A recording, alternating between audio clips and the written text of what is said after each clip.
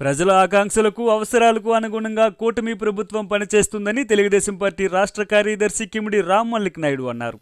గరివిడి మండలం గదపవలస గ్రామంలో ఇది మంచి ప్రభుత్వం కార్యక్రమాన్ని ప్రారంభించిన ఆయన ముఖ్యమంత్రి చంద్రబాబు నాయుడుపై ప్రశంసలు కురిపించారు.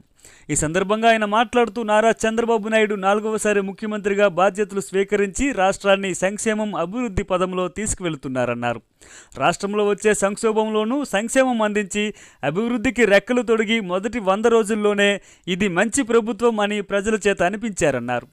తెదేపా 100 రోజుల పాలనని ప్రతి ఇంటికి చేరవేసేలా చంద్రబాబు నాయుడు ఈ 100 రోజుల్లో చేసిన సంక్షేమం అభివృద్ధి కార్యక్రమాలను ప్రజలకు తెలియచేయాలన్నారు. దానికోసం ఈ నెల 20 నుండి 26వ తేదీ వరకు ప్రతి ఇంటికి వెళ్లి స్టిక్కర్లు అతికించి ప్రభుత్వ సంక్షేమ పాలనని ప్రజలకు తెలియచేసేలా కరపత్రాలు పంపిణీ చేయాలని నాయకులకు సూచించారు. ఈ కార్యక్రమంలో గరివిడి మండల మాజీ ఎంపీపీ పైల బలరాం, మండల పార్టీ అధ్యక్షుడు Saripaka Suresh, Vempadapu Ramanamurthy, Balagam Venkatrao, Reddy Lakshmanarao, Vasu, special officer doctor YV Ramana, MPDO Bhaskar Rao పాల్గొన్నారు. వచ్చి 100 రోజులే అయ్యింది. చాలా ఉన్నాయి, ఇంకా చాలా చేయాలి. ముఖ్యంగా రోడ్లు చేయాలి. ఎందుకంటే 10 ఏళ్ల క్రితం 2014 నుంచి 2019 వరకు ఏవైతే రోడ్లు వేసామో అవే రోడ్లు ఈ రాష్ట్రంలో ఉన్నాయి. ఏవైతే సీసీ రోడ్లు వేసామో అవే సీసీ రోడ్లు ఈ రాష్ట్రంలో ఉన్నాయి. తెలుగుదేశం ప్రభుత్వం కావచ్చు, కూటమి ప్రభుత్వం కావచ్చు, మాది మాయిల్ పకీర్ ప్రభుత్వం కాదమ్మా, మాది అల్లావుద్దీన్ అద్భుతదీపం ప్రభుత్వం కాదు. మేము ఏదైతే మాట ఇస్తామో దాన్ని తప్పకుండా చేసి చూపిస్తాము. ఆ రోజు చెప్పాము 4,000 రూపాయల పెన్షన్ ఇస్తామన్నాం. 4,000 రూపాయల పెన్షన్ జూలై 1వ తేదీ నుంచి ఇచ్చి తీరుతున్నామని చెప్పి సభాముఖంగా తెలియజేసుకుంటున్నాం. అదే విధంగా ఇందాక మా నాయకులు చెప్పినట్టు ఏదైతే మే, ఏప్రిల్, జూన్ ఈ 3 నెలలు కూడా కల్పిస్తామన్నాం.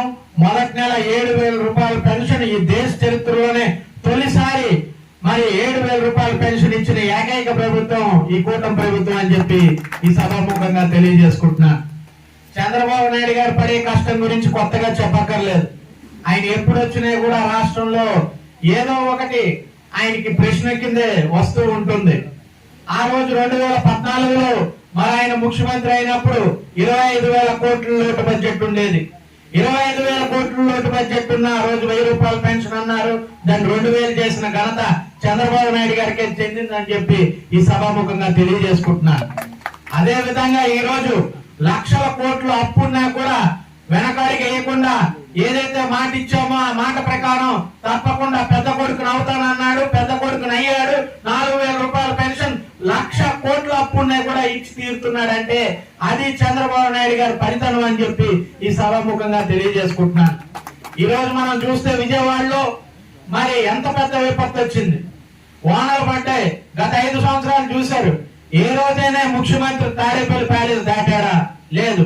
ఇదే రోజు చంద్రబాబు నాయుడు గారు మీరు ఏ నమ్మకంతో ఓట్లు వేసి గెలిపించారో అదే నమ్మకాన్ని ఆయన నిలబెట్టుకుంటూ మరి ప్రజలకు కష్టం వస్తే 10 రోజుల పాటు కలెక్టర్ ఆఫీస్ ముందు బస్సు పెట్టుకొని విజయవాడని మళ్ళీ విజయవాడగా మార్చి అక్కడ కరెంటు, అక్కడ నీరు అన్ని ప్రజలకు అందిన తర్వాత ఆయన తిరిగి మళ్ళీ ఆయన ఇంటికి వెళ్ళాడు తప్ప అప్పుడు దాకా ఉన్న ముఖ్యమంత్రి ఈ దేశం మొత్తంలో కేవలం నారా చంద్రబాబు నాయుడు గారని ఈ సభాముఖంగా తెలియజేసుకుంటున్నాను. ఆపుకునే ప్రయత్నంతో ల్యాండ్ టైటిలింగ్ యాక్ట్ ని తీసుకొచ్చిందో దాన్ని పూర్తిగా కూడా ఈ కూటమి ప్రభుత్వం రద్దు చేసిందని చెప్పి ఈ రోజు ఈ సభాముఖంగా తెలియజేసుకుంటున్నాను.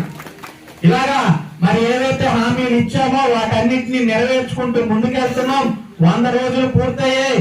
100 రోజుల్లో ఇవి పూర్తి చేసాం. రేపు రాబోయే 1,500 రోజుల్లో తప్పకుండా ఇచ్చిన ప్రతి హామీ పూర్తి చేస్తాం. అదే విధంగా మరి అభివృద్ధి పనులు కూడా చేపడతాం. తప్పకుండా తోట